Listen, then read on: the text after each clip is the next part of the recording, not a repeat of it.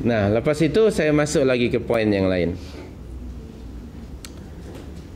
Bagaimana kita nak mengetahui di dalam Al-Quran itu amrun, ini nahyun? Ini perlu tahu kaedahnya apa. Banyak kaedahnya, di antaranya untuk pagi hari ini saja, yaitu apabila di dalam Al-Quranul Karim ada ayat disebut kalimah kutiba alaikum. Tengok, apabila ada kalimah kutiba alaikum, itu adalah uslub Al-Quran yang menunjukkan perintah lil wujub. Kutiba tadi disebut furida, difardukan. Apa yang difardukan oleh Allah hukumnya wajib. Salah satu cara kaedah di dalam Al-Quran untuk mengetahui perintah Allah, apabila anda terbaca dalam Al-Quran ada kalimah kutiba alaikum. Dalam Al-Baqarah tadi ayat 178, okay, baru kita baca ayat 183. Sama tak? Redaksi ayatnya sama. Redaksi ayat 183 dengan 178 sama. Ya ayyuhalladzina amanu kutiba alaikum. Dua-duanya. Yang satu tadi kutiba alaikum al-qisas 178 dan 183 kutiba alaikumus siyam. Hukumnya sama, taklifnya tu wajib dilaksanakan. Ayat 183 dari surat Al-Baqarah itu individually. Tiap-tiap muslim aqil baligh, they are obligated to fast in the month of Ramadan. Wajib. Tapi ayat 178 collectively cara pelaksanaannya. Tapi dari sudut hukum sama tak? Wajib. Ayat 183 sudah dilaksanakan. 178? 178? Kenapa? Karena belum ada tadi yang sesuatu yang wajib, yang mesti diadakan sebelum pelaksanaan, yaitu ulul amri minkum. Jadi ma la yatimmul wajibu illa bihi fahuwa wajib. Ini kaedah di dalam usulul fiqh. Boleh hafal tak kaedah itu? Kalau tak hafal pun ingat sajalah. Baik, saya hapus ini ya. Ini kaedah usulul fiqh dalam pelaksanaan hukum ya. Ma la yatimmu al-wajibu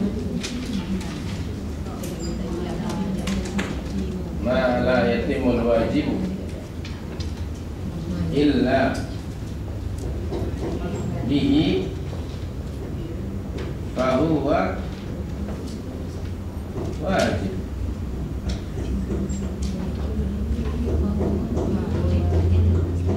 Ma la yatimul wajibu illa bihi fahuwa wajib.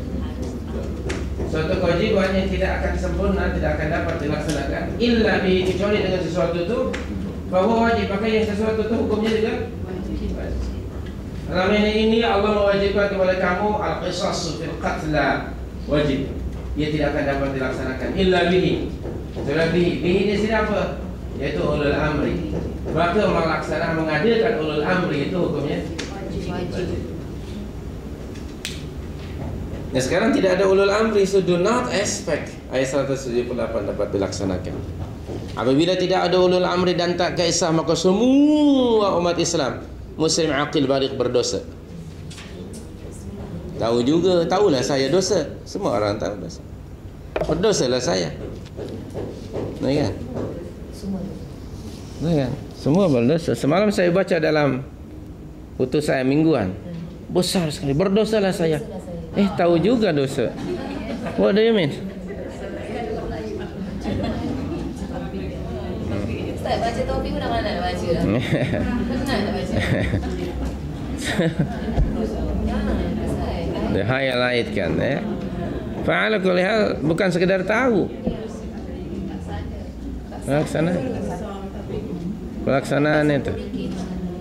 Jadi ulul amri adalah perkara yang penting untuk mengaplikasikan Al-Quranul Karim. Dan Nabi sallallahu alaihi wasallam semasa hayatnya setelah berhijrah berfungsi sebagai ketua negara, sebagai juga CJ ya, Chief of Justice juga Nabi sallallahu alaihi wasallam ketika itu. Sebab setiap kali masalah akan merujuk kepada Nabi, lalu Nabi akan memutuskan. Tadi ayatnya sudah kita rujuk. Surah An-Nisa ayat 105 dan di dalam surah Al-Maidah ayat 48 juga Anda boleh rujuk bahawa Nabi diperintah oleh Allah untuk memutuskan apa-apa isu perkara yang timbul di masyarakat berlaku perbalahan dan ikhtilaf, supaya Nabi menghukumkannya dengan hukum Allah. Surah 5 ayat 48 dan 49, muka surat 168, juz yang ke-6. Baris yang kedua tu. Bismillahirrahmanirrahim. Anzalna ilaikal kitaba bil haqqi musaddiqqan lima baina yadayhi minal kitab wa muhaiminan alaihi. Next word, itu dia perintah. Fahkum bainahum bima anzalallah wa la tattabi' ahwa'ahum amma ja'aka minal haqq. Tengok, ini perintah. Dan pada ayat 49, wa anihkum bainahum bima anzalallah wa la tattabi' ahwa'ahum wahdharhum an yaftinuka min ba'di ma anzalallahu ilaik. Ini semua perintah dari Allah kepada Rasul untuk memutuskan perkara yang timbul di masyarakat perbalahan atau ikhtilaf dengan melaksanakan undang-undang Allah Subhanahu wa taala. Maka Nabi berfungsi sebagai ulul amri. Taib. Dan di dalam surah 16 ayat 64, surah 16 ayat 64 yang juga kita biasa merujuk di sini, di antara kewajiban dan fungsi Nabi sallallahu alaihi wasallam yang Allah sebutkan di dalam surah yang ke-16,